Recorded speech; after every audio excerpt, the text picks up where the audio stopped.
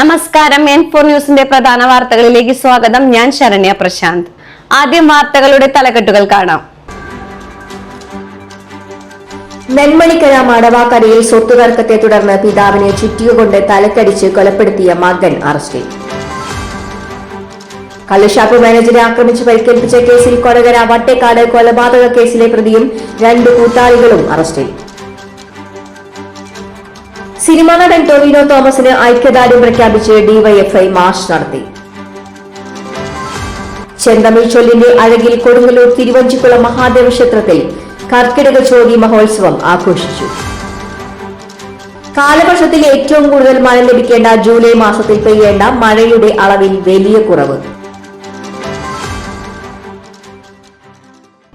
വാർത്തകൾ വിശദമായി അറിയാം. നെന്മണിക്കര മടവാക്കരയിൽ സ്വത്ത് തർക്കത്തെ തുടർന്ന് പിതാവിനെ ചുറ്റിക കൊണ്ട് തലക്കടിച്ചു കൊലപ്പെടുത്തിയ മകൻ അറസ്റ്റിൽ. മടവാക്കര പൊലിയടത്ത് പറമ്പിൽ വീട്ടിൽ കൃഷ്ണനാണ് കൊല്ലപ്പെട്ടത്. കൃഷ്ണന്റെ ഇളയ മകൻ രാധാകൃഷ്ണനാണ് അറസ്റ്റിലായത്. വീട്ടിൽ തനിച്ചു താമസിച്ചിരുന്ന കൃഷ്ണനെ ചൊവ്വാഴ്ച രാവിലെയാണ് മുറിയിൽ മരിച്ച നിലയിൽ കണ്ടത്.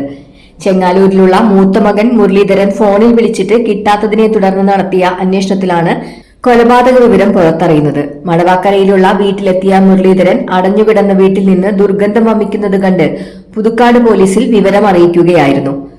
പോലീസ് എത്തി വീട് തുറന്നു നടത്തിയ പരിശോധനയിലാണ് കൃഷ്ണന്റെ മൃതദേഹം കണ്ടെത്തിയത്. തുടർന്ന് നടത്തിയ പോസ്റ്റ്മോർട്ടം പരിശോധനയിലാണ് തലയിലേറ്റ ആഴത്തിലുള്ള മുറിവാണ് മരണകാരണമെന്നും ഇതൊരു കൊലപാതകമാണെന്നും വ്യക്തമായത്. ശാസ്ത്രീയമായ അന്വേഷണത്തിലൊടുവിലാണ് പ്രതി രാധാകൃഷ്ണനാണെന്ന് തിരിച്ചറിഞ്ഞത്. സ്വത്ത് തർക്കത്തെ തുടർന്ന് കൃഷ്ണനുമായി പിണങ്ങി തൊട്ടടുത്ത പറമ്പിലാണ് രാധാകൃഷ്ണനും കുടുംബവും താമസിച്ചിരുന്നത്. കൃഷ്ണന് ജീവനാംശമായി 3000 രൂപ നൽകാൻ കോടതി ഉത്തരവുണ്ടായിരുന്നു. എന്നാൽ ഈ തുക നൽകാൻ രാധാകൃഷ്ണൻ തയ്യാറാകാതിരുന്നതിനെ തുടർന്ന് കോടതി ഉത്തരവ് പ്രകാരം രാധാകൃഷ്ണന്റെ ഭൂമി അറ്റാച്ച് ചെയ്തിരുന്നു. ഈ സംഭവമാണ് പിതാവിനോടുള്ള വൈരാഗ്യത്തിന് കാരണം. സംഭവ ദിവസം രാവിലെ പത്രവിതരണത്തിനെന്ന് പറഞ്ഞ് വീട്ടിൽ നിന്നിറങ്ങിയ രാധാകൃഷ്ണൻ വീടിന്റെ മുകൾ നിലയിലൂടെ അകത്ത് കടന്ന് കൃഷ്ണനെ കൊലപ്പെടുത്തുകയായിരുന്നു. Puthukkad police SHO CM Mahesh, SI PV Patrick, GASI PV Subhash Lal എന്നിവരുടെ നേതൃത്വത്തിലുള്ള സംഘമാണ് പ്രതിയെ അറസ്റ്റ് ചെയ്തത്. പ്രതിയെ സംഭവ സ്ഥലത്തെത്തിച്ച് തെളിവെടുപ്പ് നടത്തി. കള്ളുഷാപ്പ് മാനേജറെ ആക്രമിച്ച് പരിക്കേൽപ്പിച്ച കേസിൽ കൊടകര വട്ടേക്കാട് കൊലപാതക കേസിലെ പ്രതിയും 2 കൂട്ടാളികളും അറസ്റ്റിൽ. കൊരട്ടി മേലൂർ പൂലാനിയിലുള്ള കള്ളുഷാപ്പിൽ മാനേജറെ ആക്രമിച്ച് പരിക്കേൽപ്പിച്ച 2 സ്റ്റേഷൻ റൌഡികളെയും കൂട്ടാളികളെയുമാണ് കൊരട്ടി പോലീസ് അറസ്റ്റ് ചെയ്തത്. കൊരട്ടി പോലീസ് സ്റ്റേഷൻ റൌഡി ലിസ്റ്റിൽ പേരുള്ള മേലൂർ പൂലാനി സ്വദേശി തെക്കുടൻ വീട്ടിൽ Anvin, Kodakara police station rowdy ലിസ്റ്റിൽ പേരുള്ള കൊടകര വട്ടേക്കാട് കല്ലിങ്ങപ്പുറം സ്വദേശി സുധീഷ്, പുതുക്കാട് ആനന്ദപുരം നെടുമ്പള്ളി വീട്ടിൽ സുബീഷ് എന്നിവരാണ് അറസ്റ്റിലായത്. ബൈക്കിലെത്തിയ പ്രതികൾ കള്ള് ആവശ്യപ്പെട്ടെങ്കിലും അവരുടെ കയ്യിൽ പണമില്ലെന്ന് മനസ്സിലാക്കിയ ഷാപ്പ് മാനേജർ പണം തന്നതിനു ശേഷം കള്ള് കുടിക്കാമെന്ന് പറഞ്ഞിരുന്നു. ഈ വൈരാഗ്യത്താൽ പ്രതികൾ ഷാപ്പിൽ വെച്ചിരുന്ന കള്ള് മറിച്ചു കളയുകയും കുപ്പികൾ പൊട്ടിക്കുകയും വാതിൽ ചവിട്ടിപ്പൊളിച്ച് 5000 രൂപയുടെ നാശനഷ്ടം വരുത്തുകയും ചെയ്തു. തടയാൻ ശ്രമിച്ച ഷാപ്പ് മാനേജറായ കുറ്റിച്ചിറ കുണ്ടുകുഴിപ്പാലം സ്വദേശി തെക്കുടൻ വീട്ടിൽ മനോഹരനെ പ്രതികൾ കുപ്പികൊണ്ട് ആക്രമിച്ച് പരിക്കേൽപ്പിക്കുകയും കൊലപ്പെടുത്തുമെന്ന് ഭീഷണിപ്പെടുത്തുകയും ചെയ്യുകയായിരുന്നു. പ്രതികളെ സംഭവ സ്ഥലത്ത് നിന്ന് തന്നെ കൊരട്ടി പോലീസ് പിടികൂടിയിരുന്നു. സിനിമാ നടൻ ടൊവിനോ തോമസിന് ഐക്യദാർഢ്യം പ്രഖ്യാപിച്ച് ഡിവൈഎഫ്ഐ മാർച്ച് നടത്തി.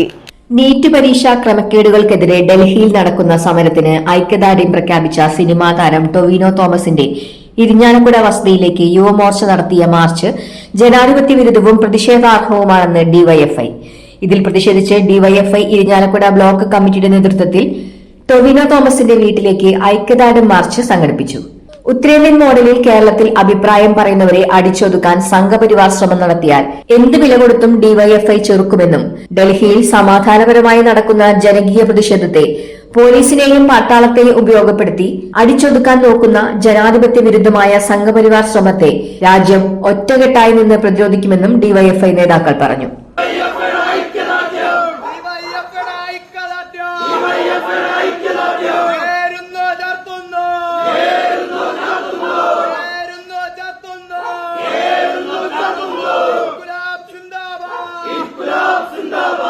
ചെന്തമിഴ് ചൊല്ലിന്റെ അഴകിൽ കൊടുങ്ങല്ലൂർ തിരുവഞ്ചിക്കുളം മഹാദേവ ക്ഷേത്രത്തിൽ കർക്കിടക ചോതി മഹോത്സവം ആഘോഷിച്ചു.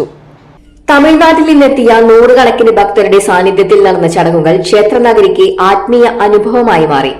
കർക്കിടക ചോതി ഉത്സവത്തിന്റെ ഭാഗമായി ചൊവ്വാഴ്ച വൈകിട്ട് ശ്രീ കുരുമ്പ ഭഗവതി ക്ഷേത്രത്തിലെ വടക്കേ നടപ്പന്തലിൽ തമിഴ് ഭക്തരുടെ നേതൃത്വത്തിൽ പ്രത്യേക പൂജകളും അഭിഷേകങ്ങളും നടന്നു.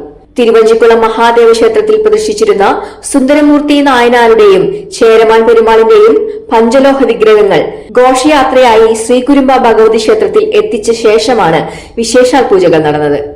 രാത്രിയിൽ പുഷ്പാലങ്കാരങ്ങളാൽ മനോഹരമാക്കിയ മരം കൊണ്ടുള്ള വെള്ളാനപ്പുറത്തും കുതിരപ്പുറത്തും വിഗ്രഹങ്ങൾ പ്രതിഷ്ഠിച്ച് തേവാന ഗീതങ്ങളും വാദ്യമേളങ്ങളും മുഴക്കിക്കൊണ്ടുള്ള ഭക്തിനിർഭരമായ എഴുന്നള്ളിപ്പ് തിരുവഞ്ചിക്കുളം മഹാദേവ ക്ഷേത്രത്തിലേക്ക് പുറപ്പെട്ടു. തുടർന്ന് ക്ഷേത്രത്തിലെ ഊട്ടുപറയിൽ പ്രത്യേക പീഠത്തിൽ വിഗ്രഹങ്ങൾ പ്രതിഷ്ഠിച്ച് ഭജനയും വിശേഷാൽ പൂജകളും നടന്നു. സുന്ദരമൂർത്തി നായനാരും ചേരമാൻ പെരുമാളും തിരുവഞ്ചിക്കുളത്തു നിന്ന് വെള്ളാനപ്പുറത്തും കുതിരപ്പുറത്തും കയറി കൈലാസത്തിലേക്ക് പ്രയാണം നടത്തി എന്ന വിശ്വാസത്തെ അനുസ്മരിച്ചാണ് നൂറ്റാണ്ടുകളായി കർക്കിടകത്തിലെ ചോതിനാളിൽ ഈ മഹോത്സവം നടക്കുന്നത്.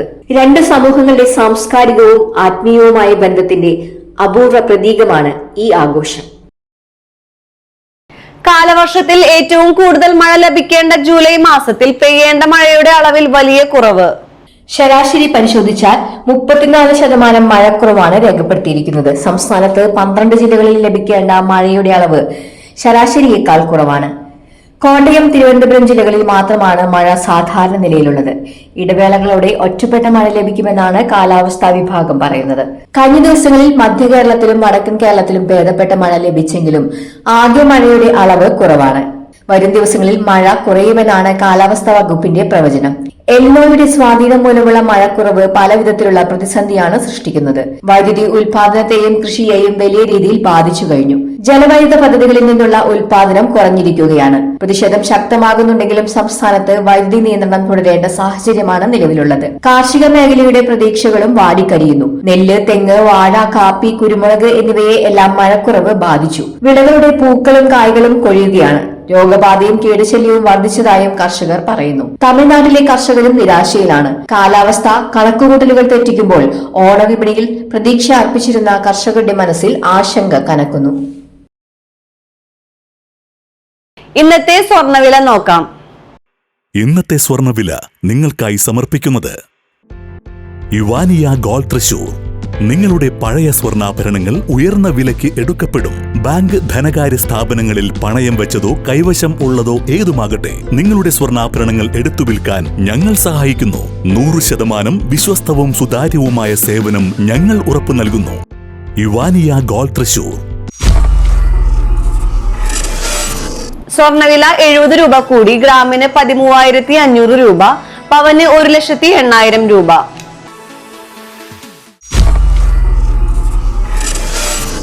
ഇന്നത്തെ കാലാവസ്ഥ.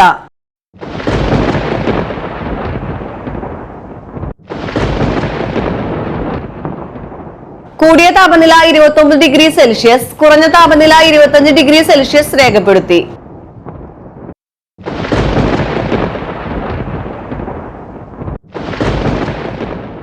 പ്രധാന തലക്കെട്ടുകൾ ഒരിക്കൽ കൂടി. നെന്മണിക്കര മടവാക്കരയിൽ സ്വത്ത് തർക്കത്തെ തുടർന്ന് പിതാവിനെ ചുറ്റിക കൊണ്ട് തലക്കടിച്ച് കൊലപ്പെടുത്തിയ മകൻ അറസ്റ്റിൽ. കള്ളുഷാപ്പ് മാനേജറെ ആക്രമിച്ച് പരിക്കേൽപ്പിച്ച കേസിൽ കൊടകര വട്ടേക്കാട് കൊലപാതക കേസിലെ പ്രതിയും 2 കൂട്ടാളികളും അറസ്റ്റിൽ.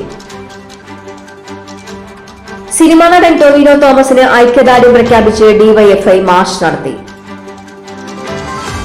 ചെന്തമിഴ് ചൊല്ലിന്റെ അഴകിൽ കൊടുങ്ങല്ലൂർ തിരുവഞ്ചിക്കുളം മഹാദേവ ക്ഷേത്രത്തിൽ കർക്കിടക ചോതി മഹോത്സവം ആഘോഷിച്ചു.